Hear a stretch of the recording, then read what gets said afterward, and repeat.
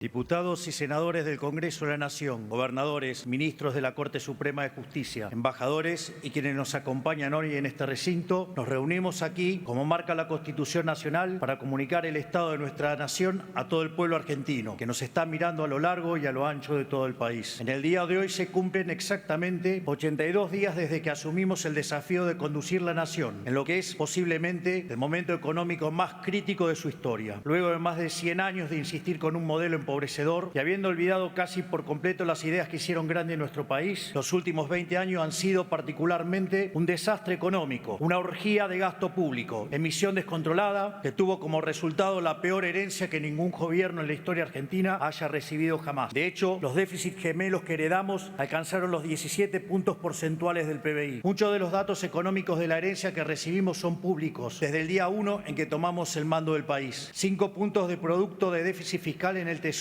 y 10 puntos de déficit cuasi fiscal generado por el Banco Central, sumando un total de 15 puntos de déficit consolidado. Una deuda descomunal con importadores y organismos multilaterales de crédito que nos dejaban al borde del default. Reservas netas negativas en el Banco Central por 11.200 millones de dólares. Precios de energía y transporte reprimidos en algunos casos hasta un quinto de su valor real. Y el dólar con una brecha del 200% entre el oficial y el paralelo. Una emisión desenfrenada en los últimos años de gobierno por 13 puntos del PBI, sumado a los más de 15 puntos del PBI que se habían emitido durante los primeros 3 años de gobierno. A su vez, durante la primera semana de diciembre, la inflación minorista corría a un ritmo del 3.700% anual. Durante la segunda se aceleró al 7.500% anual, mientras que, para aquellos que consideran que estos números son una fantasía, la inflación del 52% mensual en mayorista implicaba una inflación anual del 17.000%. Números que cuadraban de modo perfecto con el sobrante monetario y el potencial de emisión derivado de los pasivos remunerados del BCRA. Entiendo que algunos políticos suman con dificultad, salvo que se trate de la propia, por lo que pedirles que computen una función de crecimiento geométrico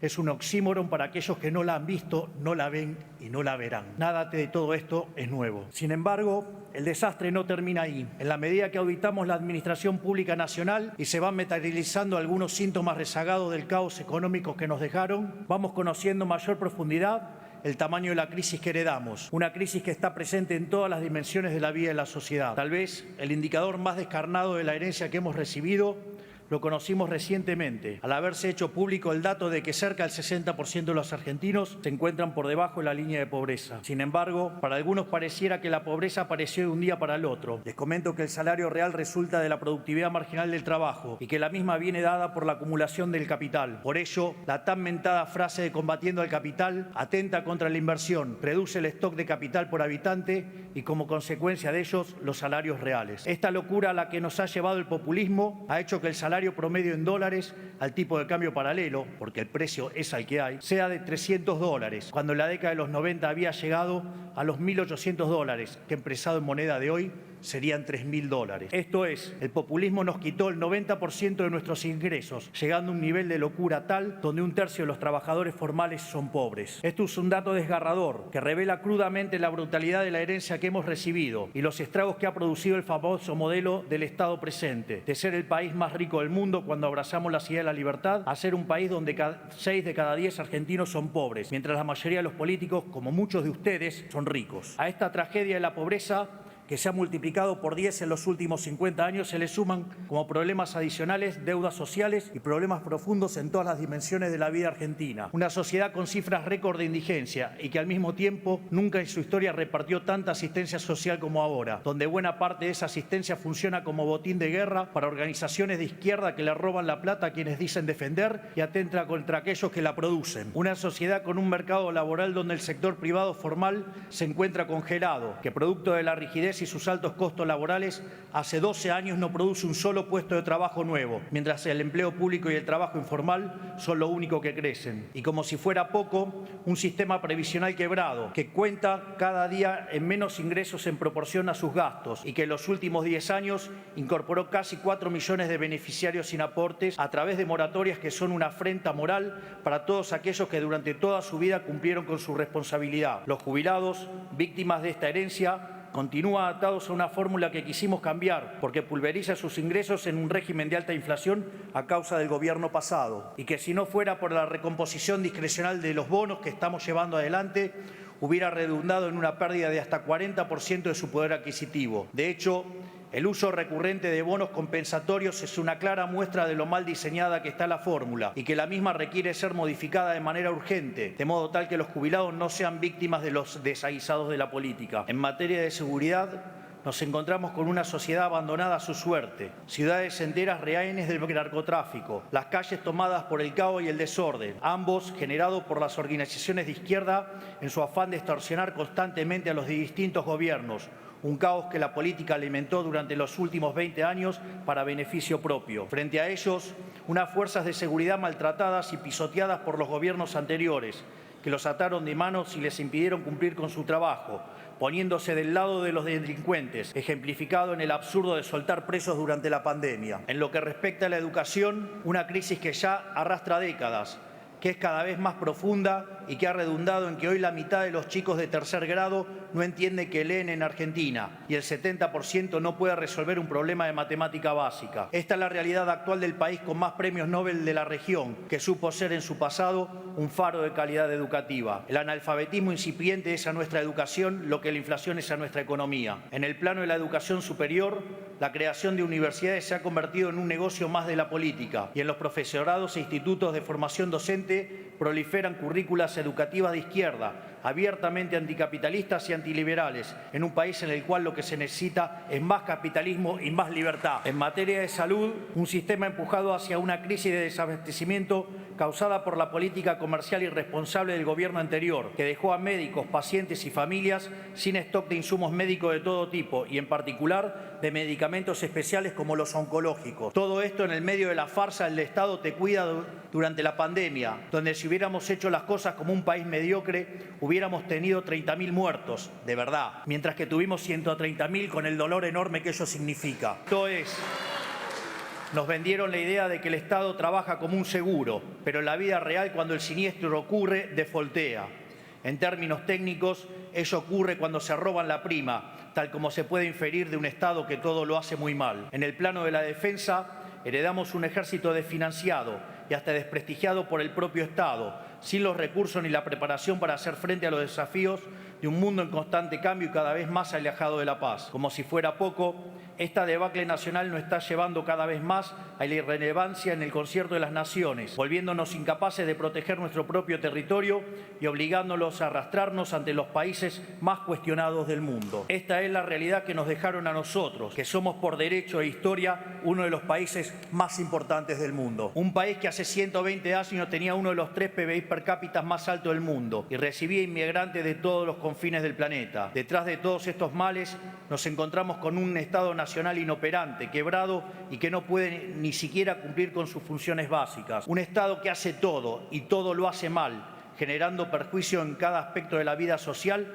en que se entromete. Tal como señalara Milton Friedman, nada bueno del Estado se puede esperar. Según el padre del monetarismo, existen 4 formas de gastar. Uno puede gastar el dinero propio en uno o en terceros, mientras que lo mismo se puede hacer con el dinero de otros. Así, la mejor manera de gastar es el dinero propio en uno mismo, ya que uno sabe lo que quiere y cuánto le costó ganarlo, es decir, se maximiza el beneficio. Por otra parte, cuando se gasta el dinero propio en otras personas, se minimiza el costo, mientras que cuando se gasta el dinero de otros en uno mismo, se cae en el despilfarro. Por ende, esto se deriva que no hay forma peor de gastar que gastar el dinero de otros en otros, justamente lo que hace el Estado. Es por ello que a mayor Estado presente, mayor despilfarro y menor bienestar para los argentinos de bien. El informe de situación de las 114 dependencias de la Administración Pública Nacional, realizado por la SIGEN y la Secretaría de Transformación del Estado, ha arrojado información alarmante, entre las que destaca una deuda consolidada de cerca de 3.000 millones de dólares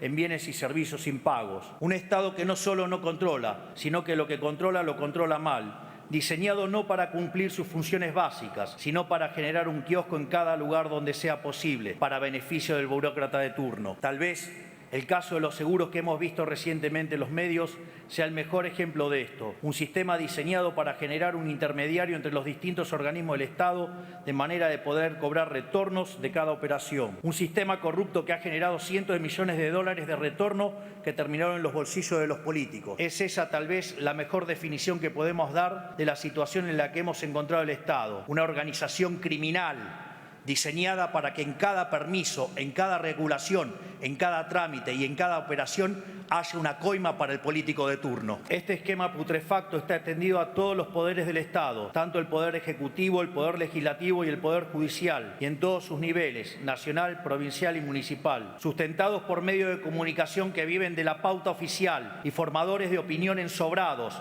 que miran para el otro lado o que eligen cuidadosamente a quién acusar y a quién no. Sustentado también por empresarios prebendarios que apoyan este modelo porque el retorno de pagar una coima es más tentador que el desafío de competir en el mercado. También por sindicalistas que entregan a sus trabajadores, engañándolos con supuestos beneficios mientras promueven un régimen laboral que solo los beneficia a ellos. Es decir, un sistema en absoluta bancarrota moral e intrínsecamente injusto. Un sistema que solo puede generar pobres y a costa de ellos produce una casta privilegiada que vive como si fueran monarcas, que llega a absurdos obscenos de impunidad, como por ejemplo el que vivimos esta semana, cuando nos enteramos de que un ex gobernador metió tras las rejas sin debido proceso a un ciudadano por 50 días, meramente por el crimen de hablar mal de la corona en un chat privado. Ofende el silencio de aquellos que se dicen republicanos.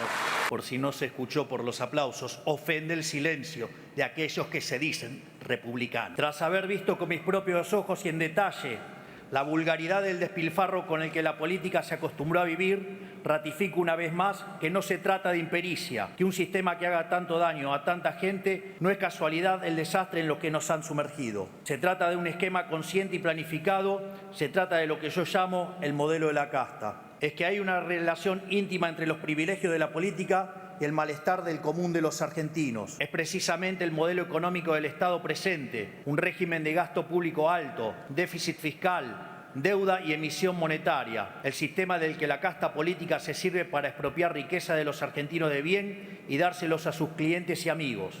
En este sistema, lo que está en la base del deterioro generalizado de los últimos 100 años, la construcción de una fachada, un negocio amparado en la mentira. Este es el lamentable estado material y espiritual de nuestra nación. Hace muchos años que denunciamos este modelo ante la sociedad y hace poco más de 3 meses, después de 100 años de paulatina decadencia y más de una década de caída libre a la miseria, una mayoría silenciosa levantó la voz. Esa mayoría silenciosa que se compone de los que trabajan, de los que producen, de los peones rurales que se levantan a las 4 de la mañana, del que atiende un negocio, del cuentapropista, del trabajador informal, del joven que no encuentra trabajo y de las amas de casas que tienen la enorme tarea de educar a nuestras generaciones futuras. Una mayoría silenciosa de aquellos ciudadanos argentinos desprotegidos, que no los invitaron a sentarse en la mesa del poder en la que siempre se definió el rumbo del país. Esa Argentina despertó, asistió a las urnas y puso en la presidencia un hombre recién llegado a la vida política, que conduce una fuerza política nueva, que puede no tener mayorías parlamentarias,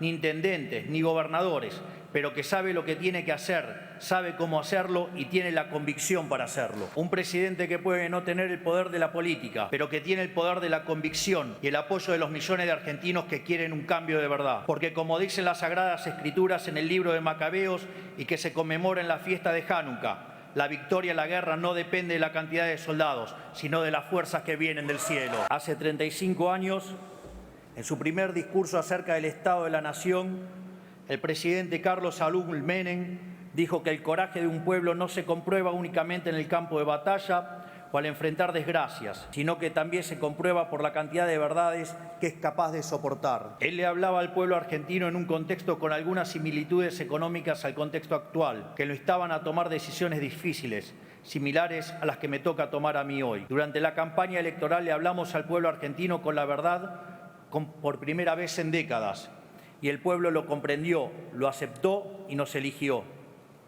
A pesar de que había otros candidatos que prometían las mismas soluciones de siempre, repitiendo el mismo discurso conciliador y engañoso de siempre, por primera vez en mucho tiempo la sociedad eligió al candidato que prefería decir una verdad incómoda que una mentira confortable. Nosotros le planteamos a la sociedad que la única forma de evitar una catástrofe económica peor sería con un ajuste del gasto público brutal y rápido. Le planteamos a la sociedad también que la corrección de los precios reprimidos y la inflación rezagada, producto de la emisión monetaria, generarían meses de inflación muy alta, y también que sanear la economía destrozada que heredábamos implicaría sacrificio y dolor y tardaríamos en salir del pozo. Firmamos un contrato electoral de esfuerzo y sacrificio, porque 100 años de decadencia no se dan vuelta de un día para el otro. Pero al mismo tiempo asumimos un compromiso con los argentinos de que el esfuerzo iba a valer la pena, porque hacerlo nos iba a permitir cumplir dos objetivos. Primero, nos permitiría terminar con la inflación para siempre y avanzar en las reformas estructurales para que la Argentina vuelva a ser un país próspero y pujante. Segundo, nos permitiría terminar con el régimen de apartheid político que hay en la Argentina desde hace décadas, un régimen en que los políticos y sus amigos son ciudadanos de primera y los argentinos de bien son ciudadanos de segunda. Por eso, por el mandato de cambio que nos dio la gente y con el aval de haber dicho la verdad y nada más que la verdad en campaña, durante nuestros primeros 82 días en funciones hemos llevado adelante el programa de gobierno más ambicioso del cual se tenga memoria. En el plano económico, comenzamos por destruir el huevo de la serpiente, el déficit fiscal. Hemos avanzado en la reducción del gasto público más profunda de nuestra historia, haciendo un recorte de 5 puntos del PBI en tan solo un mes. Redujimos el gasto primario del Estado Nacional en 40% en términos reales, donde dicho resultado surgió de eliminar la obra pública, reducir el 98% de las transferencias a las provincias, reducir los ministerios a la mitad, echar empleados públicos fantasmas, eliminar planes sociales a personas que no lo necesitaban, terminar con los intermediarios de la pobreza y reducir al mínimo la flota de autos, asesores y teléfonos celulares. Es decir, si bien ha habido licuación, ha habido mucho más de motosierra, todo para la política. En definitiva, es un ajuste que ha sido realizado mayormente sobre el sector público nacional y no como se hizo siempre, aumentando los impuestos y cargando todo el peso sobre el sector privado. Como ya nos habrán escuchado decir, en los últimos 123 años la Argentina tuvo déficit fiscal en 112 de ellos. El déficit fiscal y la lucha contra la alta presión fiscal son para nosotros la madre de todas las batallas. Son la causa de la pobreza y del estancamiento de los últimos 100 años. Luego de décadas de gobierno que despilfarraron el dinero de los pagadores de impuestos, la Argentina vuelve a contar con un gobierno que va a cuidar cada uno de los pesos que con trabajo y sudor los argentinos pagan. Segundo, evitamos el default con el FMI y otros organismos multilaterales en el que íbamos a caer a 11 días de haber asumido. Tercero, cortamos con la emisión monetaria, que es la única y probada causa de la inflación, y a través de un ambicioso programa financiero avanzamos con el saneamiento del balance del Banco Central. De hecho, desde que llegamos al gobierno hemos comprado en el mercado cerca de 9.000 millones de dólares, donde, pese a esta emisión, la ejecución de puts contra el BCRA y el pago de intereses a los pasivos remunerados, la contracción por BOPREAL y por el ajuste fiscal ha logrado mantener la base monetaria constante. Esto es, para la misma base monetaria en pesos, hoy tenemos 9.000 millones de reservas adicionales que cubren más del 90% de la misma. No solo eso, la base monetaria que durante el siglo XXI se ha ubicado en torno al 9% del PBI, hoy solo representa el 3%, mientras que si se considera en la versión amplia algo solo factible en una crisis de confianza furiosa, la misma está en línea con el promedio histórico. Por ello, en el último mes se ha desplomado el precio del dólar paralelo.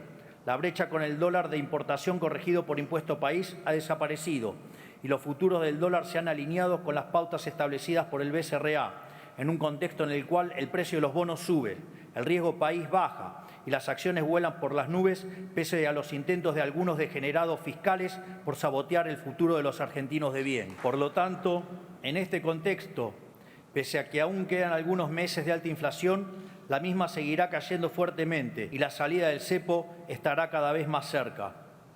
Cuarto, hemos podido resolver el problema de la deuda de los importadores, que era una espada de Damocles de 42.000 millones de dólares que colgaba sobre la cabeza de todos los argentinos. Como consecuencia de todas estas medidas económicas, llegamos al superávit, tanto primario como financiero, en nuestro primer mes de gobierno, lo cual constituye un récord global en la historia del capitalismo moderno. Y como si fuera poco, hemos tomado todas estas medidas únicamente con los resortes del Poder Ejecutivo, sin apoyo de ningún tipo del resto del arco político, salvo honrosas excepciones. Pero nuestro trabajo no se limita únicamente a lo económico. En seguridad hemos inaugurado una nueva doctrina del orden público que nadie se animó a implementar, a pesar de que era inequívocamente el único camino correcto. En primer lugar, empezamos a hacer cumplir la ley, sin excepciones. Por eso liberamos la calle del flagelo de los paros constantes a través de nuestro protocolo de orden público. En todas y cada una de las manifestaciones que se convocaron en estos casi 3 meses de gobierno y que comenzaron inmediatamente apenas asumimos, rompiendo un récord en la historia democrática, en todas ellas mantuvimos el orden, y evitamos el corte indiscriminado de calles mediante un despliegue controlado de las fuerzas de seguridad. Además, estamos intimando a las organizaciones que convocan a manifestarse para que se hagan cargo del costo de los operativos policiales. Segundo, cuidamos a las víctimas y a quienes nos cuidan. Se terminó con nosotros la cultura vil del despreciar a las fuerzas del orden y a las víctimas del delito y el enaltecer a los delincuentes. Por eso estamos impulsando una ampliación del marco de legítima defensa y de cumplimiento del deber para que no terminen entre las rejas los ciudadanos que se protegen a sí mismos o los policías que protegen a los ciudadanos, mientras los delincuentes pasean libres por nuestras calles. Tercero, somos inclementes en el combate contra el crimen organizado. Por eso, a través del operativo Bandera, desplegamos efectivos nuevos de las fuerzas federales en Rosario y gracias al trabajo de prevención se logró disminuir en estos 2 meses casi un 60% el homicidio doloso en la vía pública en las zonas controladas por las fuerzas federales. Por eso, también creamos un sistema de gestión especial para presos de alto riesgo de nuestro sistema penitenciario. De ahora en más, estarán controlados por un grupo de élite para evitar que sigan cometiendo delitos desde el encierro, práctica que lamentablemente se volvió moneda corriente en el último tiempo. Respecto a la asistencia social, nos comprometimos a terminar de una vez y para siempre con el negocio de los gerentes de la pobreza, que usan la intermediación de planes como mecanismo recaudatorio y como recurso extorsivo para manipular a los que menos tienen.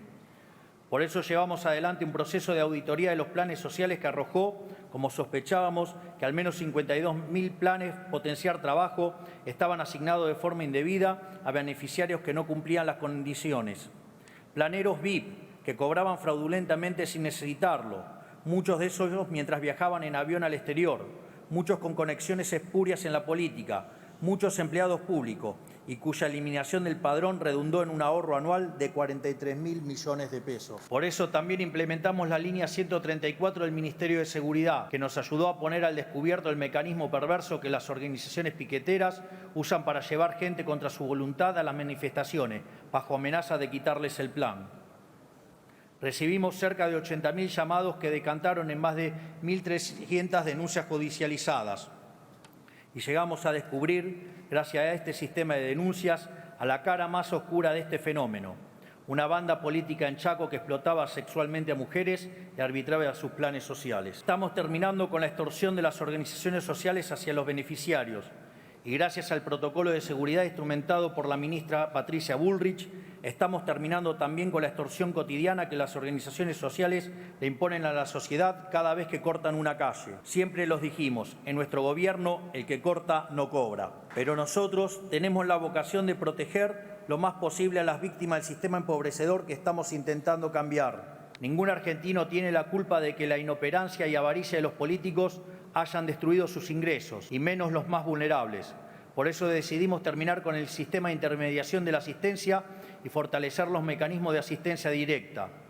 En esa línea, hemos duplicado los montos de la asignación universal por hijo, la asignación por embarazo y la tarjeta alimentar. Hemos también compatibilizado percibir asistencia social con tener un salario de hasta 1 millón de pesos para que quienes perciban un plan social puedan reintegrarse con el tiempo al mundo del trabajo. También absorbimos funciones que realizaban en forma no auditada, sin registro y sin control las organizaciones sociales, como es la entrega de alimentos. Ahora sabemos exactamente qué pasa con cada bolso de comida que se reparte. En materia educativa, multiplicamos por 4 la ayuda escolar para que las familias que se vieron afectadas por aumentos drásticos en este nuevo inicio de clases puedan comprar los útiles y materiales escolares que sus chicos necesitan. Esta medida va a beneficiar a las familias de 7.300.000 chicos desde nivel inicial hasta el secundario.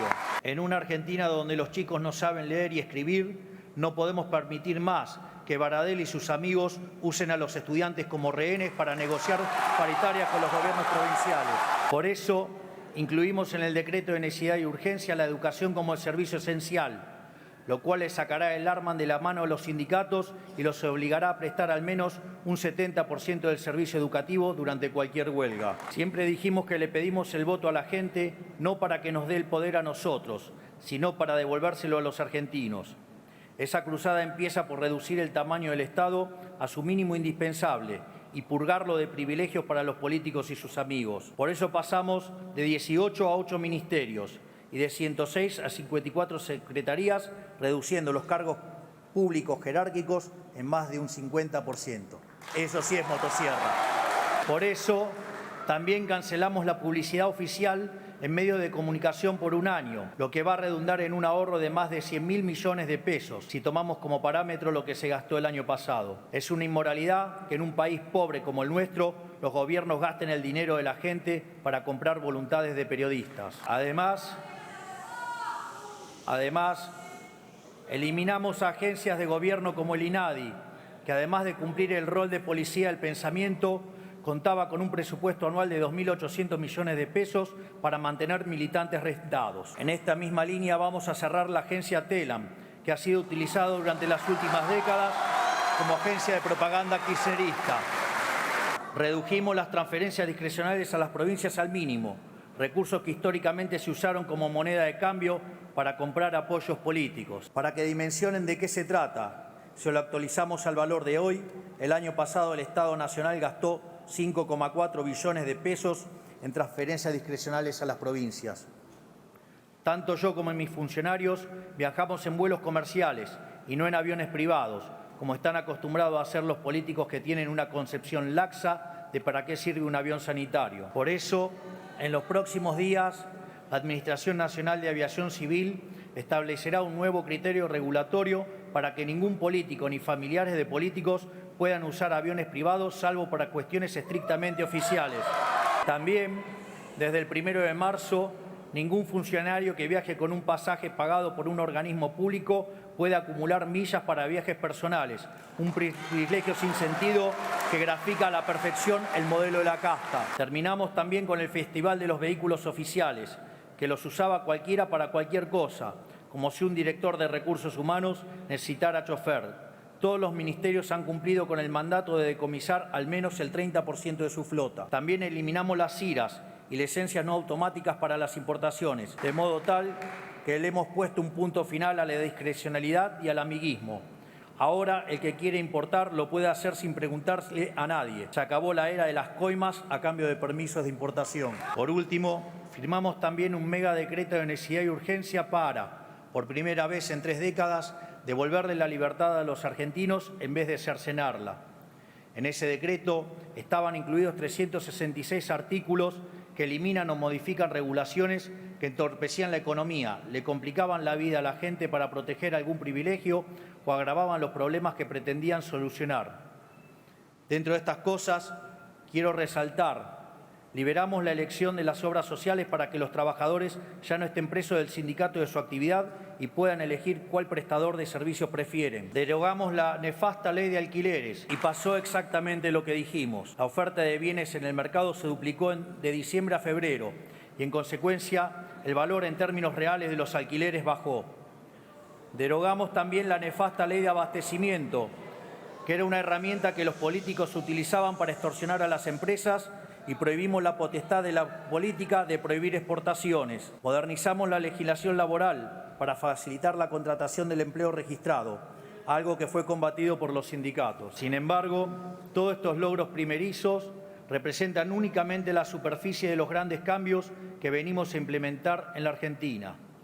Para profundizar en nuestra misión de terminar con los privilegios de la política y sus amigos, estamos enviando al Congreso un paquete de leyes anticasta, del cual quiero compartir con ustedes algunos de sus componentes. Eliminaremos las jubilaciones de privilegios para presidente y vicepresidente. Obligaremos a los sindicatos a elegir sus autoridades a través de elecciones periódicas, libres y supervisadas por la justicia electoral, que limitará los mandatos de esas autoridades a 4 años y establecerá un tope de una sola reelección posible. Los convenios colectivos específicos que realicen en la asociación libre los trabajadores de una empresa o grupo de empresas primarán sobre los convenios colectivos del sector.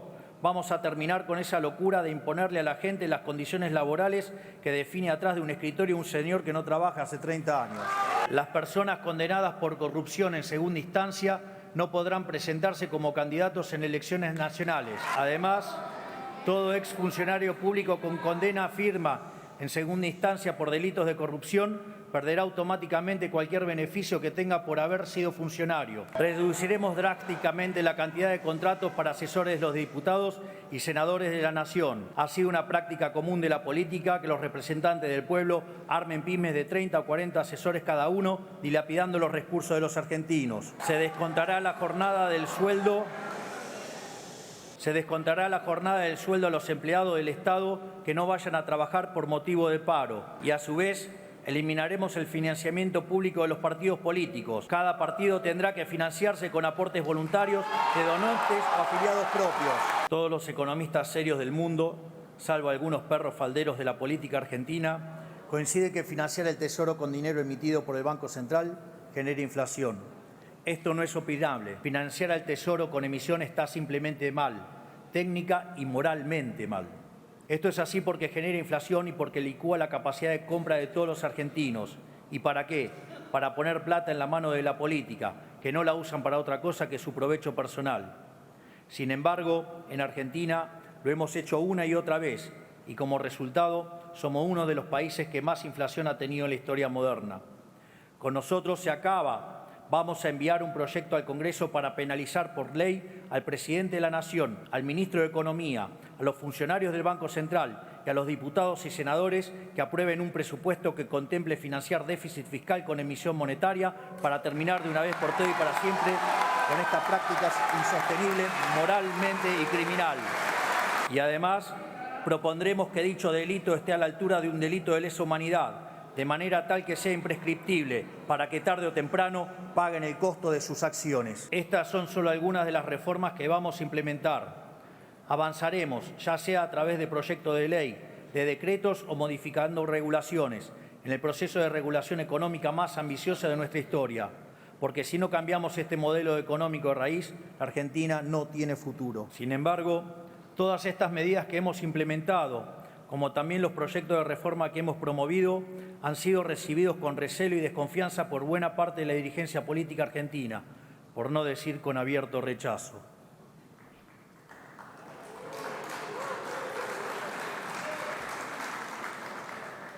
Lo que pasó con el capítulo laboral del DNU y con la ley de bases y puntos de partida para la libertad de los argentinos, que reflejaban algunos de los cambios en los que queremos avanzar, demuestra cabalmente este punto. Una ley que tiene como norte volver a abrazar el modelo de la libertad, inspirados en las ideas de Alberdi y de la generación del 37, que viene a liberar las fuerzas productivas de los argentinos, a devolver libertades, a terminar con privilegios y negocios de la casta. Fue manoseada y rechazada por una parte de la clase política que se resiste a cambiar. Porque no debemos engañarnos. Hay un sector importante de la dirigencia política que no quiere abandonar los privilegios del antiguo régimen. Los vimos en las violentas manifestaciones frente al Congreso, en las declaraciones de los sindicalistas que se resisten a entender que la Argentina de los privilegios se terminó, en el accionar de diputados que pidieron el voto apoyando el cambio, pero que pretendieron traicionar su mandato mientras nadie veía. Lo vimos también en la reparación de los jinetes del fracaso como Sergio Massa, Pablo Moyano, Juan Grabois y Máximo Kirchner. Incluso con la reaparición de la expresidente Cristina Fernández de Kirchner, que ha sido responsable de uno de los peores de los gobiernos de la historia. Pero también lo vimos con periodistas que frente a la decisión de terminar con la pauta oficial han decidido salir a defender sus privilegios de manera descarnada, llegando a caer en delitos de calumnias, injurias y mentir de manera depravada. Lo vimos también en gobernadores, a los que solo les importa asegurarse la caja para poder seguir con la fiesta del gasto público, la pauta oficial, los recitales de artistas con alto cachet y dudosa calidad, los aviones privados y tantos otros vicios a los que nos tienen acostumbrados los políticos hace décadas. Evidentemente, hay muchos actores del establishment político y económico del país que no quieren dejar atrás la Argentina del fracaso, algunos por miedo al cambio, otros porque son los beneficiarios de este antiguo régimen. Es importante que la sociedad comprenda que fue la resistencia de gran parte de la política a renunciar a sus privilegios lo que boicoteó la ley, como quedó en manifiesto cuando hubo 142 votos rechazando el artículo de la eliminación de los fondos fiduciarios. Durante todo el proceso de negociación para la sanción de la ley, se puso en evidencia un sector de la clase política que no entiende el momento histórico ni para qué nos eligió la gente. Nosotros no vinimos a jugar el juego mediocre de la política. No vinimos a prestarnos al toma y daca de siempre, a emular a esos políticos que supeditan sus proyectos al intercambio de favores, cargos y negocios.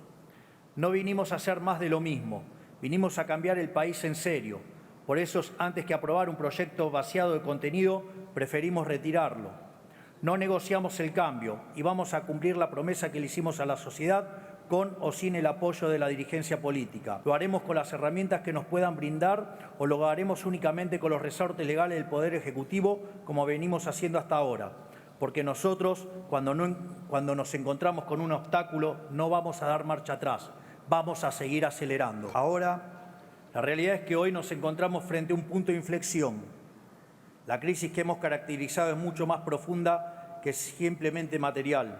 Es una crisis de horizonte, porque todo lo que hemos probado los argentinos los últimos 100 años ha fracasado. Ya no quedan opciones. La conclusión lógica es que la única alternativa posible es hacer algo diametralmente distinto a lo que se ha hecho en el pasado. Eso es lo que estamos intentando hacer nosotros, volver a las bases, volver a las ideas que hicieron grande a este país. Sin embargo, nos hemos encontrado con una resistencia indeclinable a realizar cualquier cambio. Hemos encontrado una voluntad por obstruir cualquier reforma. Todo atisbo de cambio que implique un sacrificio para la clase política ha sido rechazado. Algunos porque no lo entienden la gravedad de la situación en la que nos encontramos y se aferran a tradiciones pasadas que solo han producido fracasos, y otros que se resisten a perder sus privilegios, sus negocios o su comodidad. Esto nos deja de frente a dos escenarios posibles. El primero es el camino en el que estamos inmersos, el camino de la confrontación, el del conflicto.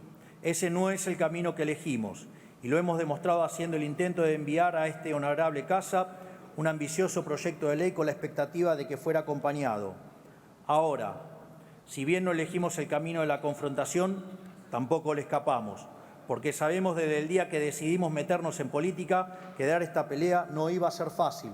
Quiero decirles, sin embargo, que si eligen el camino de la confrontación, se encontrarán con un animal muy distinto al que están acostumbrados. Porque a diferencia de algunos de los que están acá o de quienes nos miran desde su provincia, la política para nosotros no es un fin en sí mismo.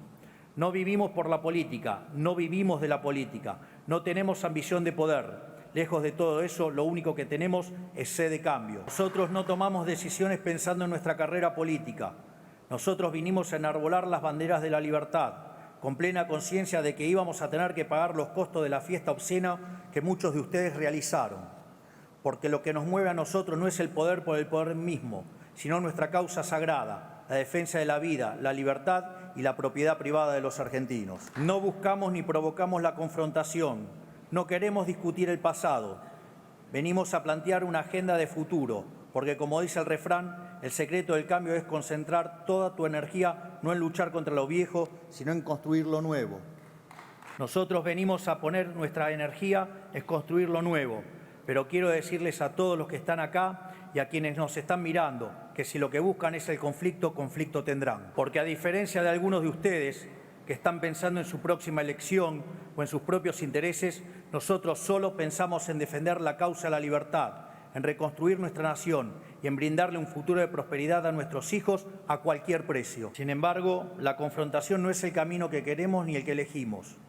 Hay otro camino posible, un camino distinto, un camino de paz y no de confrontación, un camino de acuerdo y no de conflicto. Acuerdo sí, no el consenso contra el cambio. Debo ser honesto en decirles que no tengo demasiadas esperanzas de que tomen este camino. Creo que la corrupción, la mezquindad y el egoísmo están demasiado extendidos, pero si bien no tengo demasiadas esperanzas, tampoco las he perdido. Es más, quiero que me demuestren que estoy equivocado. Quiero desafiarlos a que demuestren que la política puede ser más que lo que es, que podemos aspirar a ser mejores, que demuestren que a pesar de nuestras diferencias podemos anteponer los intereses de la nación a los miserables intereses electorales. Por esta razón y con el deseo de estar equivocado en mi desconfianza hacia muchos de ustedes, es que quiero aprovechar esta ocasión para extenderles una invitación. Hoy, en la primera apertura de sesiones de nuestra administración, quiero convocar tanto a gobernadores como expresidentes y líderes de los principales partidos políticos a que depongamos nuestros intereses personales y nos encontremos el próximo 25 de mayo en la provincia de Córdoba para la firma de un nuevo contrato social llamado Pacto de Mayo, un contrato social que establezca los 10 principios del nuevo orden económico argentino. De esta manera, espero que podamos dejar atrás las antinomias del pasado, abandonar las recetas del fracaso y volver, tal como hicieron nuestros padres fundadores hace más de 200 años, a abrazar de una vez y para siempre las ideas de la libertad. Ese Pacto de Mayo tendrá por fin establecer las 10 políticas de Estado que el país necesita para abandonar la senda del fracaso y comenzar a recorrer el camino de la prosperidad. Esas 10 políticas de Estado son: 1. La inviolabilidad de la propiedad privada. 2. El equilibrio fiscal innegociable. 3. La reducción del gasto público a niveles históricos en torno al 25% del PIB. 4. Una reforma tributaria que reduzca la presión impositiva, simplifique la vida de los argentinos y promueva el comercio. 5. Rediscutir la coparticipación federal de impuestos y terminar para siempre con el modelo extorsivo actual. 6. Un compromiso de las provincias de avanzar en la explotación de los recursos naturales del país. 7. Una reforma laboral moderna que promueva el trabajo formal. 8. Una reforma previsional que le dé sustentabilidad al sistema, respete a quienes aportaron y aporte y permita a quienes prefieran suscribirse a un sistema privado de jubilación. 9.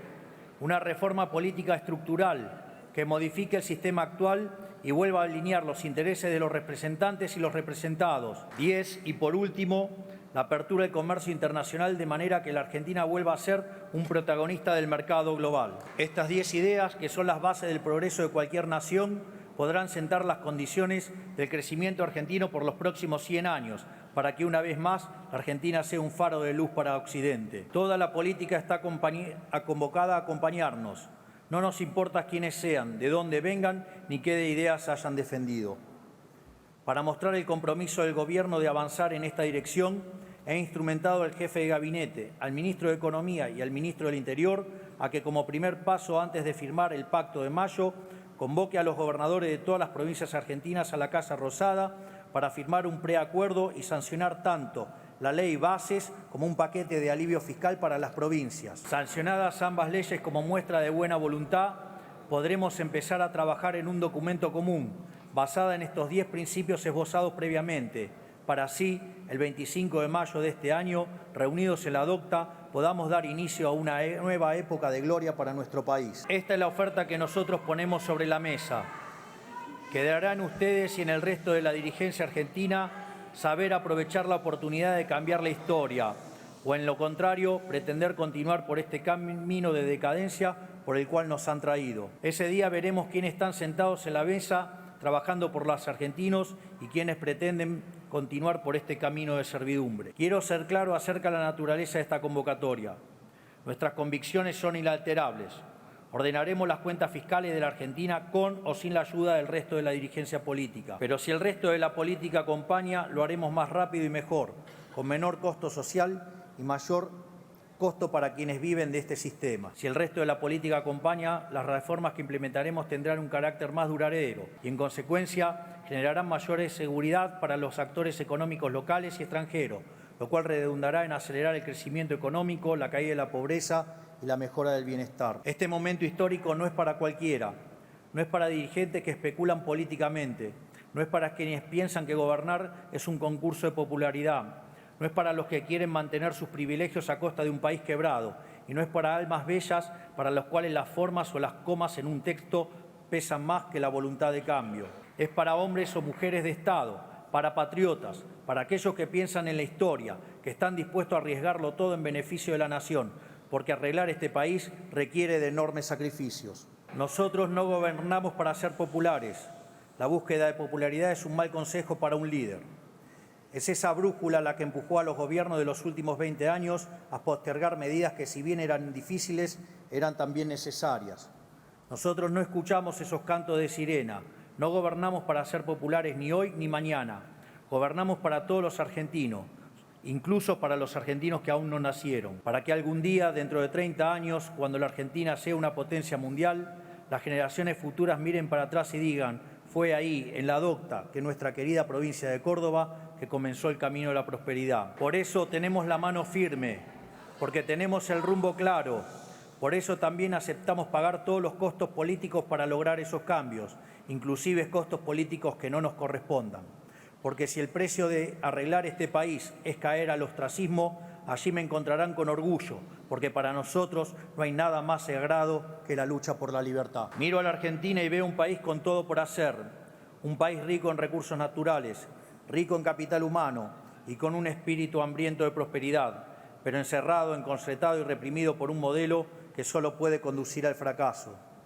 Nosotros vinimos a devolverle la libertad a los argentinos, porque solo una sociedad libre puede progresar. Solo una sociedad dinámica que trabaja, que emplea, que comercia, que produce, que importa y que exporta, sin que nadie le diga qué ni cómo puede prosperar. Solo siendo una sociedad libre podemos aprovechar como nación los dones naturales que Dios nos ha concedido. Miro a la Argentina hoy y tengo la certeza de que con las ideas de la libertad como faro, este país aún tiene todo para retomar el camino de la prosperidad.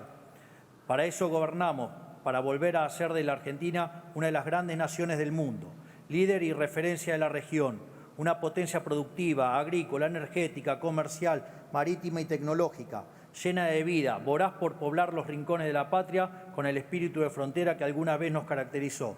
Ese es el país con el que sueño y para el que gobierno. Para concluir este mensaje, a los gobernadores, los dirigentes, los distintos partidos del sistema político y a los diputados y senadores que se encuentran aquí presentes hoy, les digo, están ante un momento bisagra en la historia argentina. Pueden aferrarse a un sistema injusto, del cual la gran mayoría de la sociedad es víctima, o bien pueden dejar sus intereses particulares y prejuicios ideológicos de lado, colaborar con nuestra misión del cambio, ayudarnos a transformar el país y pasar a la posteridad como patriotas. Si eligen estar a la altura de las circunstancias y presentarse en Córdoba a firmar el Pacto de Mayo, tanto yo como el pueblo argentino reconoceremos ese gesto como un acto de humildad y valentía y una señal clara de que podemos trabajar juntos sin rencores. A los argentinos les pido solo una cosa: paciencia y confianza. Falta un tiempo para que podamos percibir el fruto del saneamiento económico y de las reformas que estamos implementando. Es más, todavía no hemos visto todos los efectos del desastre que heredamos, pero estamos convencidos que vamos por el camino correcto, porque por primera vez en la historia estamos atacando el problema por su causa, el déficit fiscal, y no por sus síntomas. Por eso les pido paciencia y confianza, porque por más oscura que sea la noche, siempre sale el sol por la mañana. El rey Salomón le pidió a Dios sabiduría para distinguir el bien del mal, coraje para elegirlo y templanza para mantenerse en ese camino. Yo le pido lo mismo para mí y para todos los aquí presentes. De esta manera, quedan inauguradas las sesiones ordinarias número 142 del Honorable Congreso de la Nación. Que Dios bendiga a los argentinos y que la fuerza del cielo nos acompañe. Muchas gracias y ¡viva la libertad, carajo! ¡Viva la libertad, carajo! ¡Viva la libertad, carajo!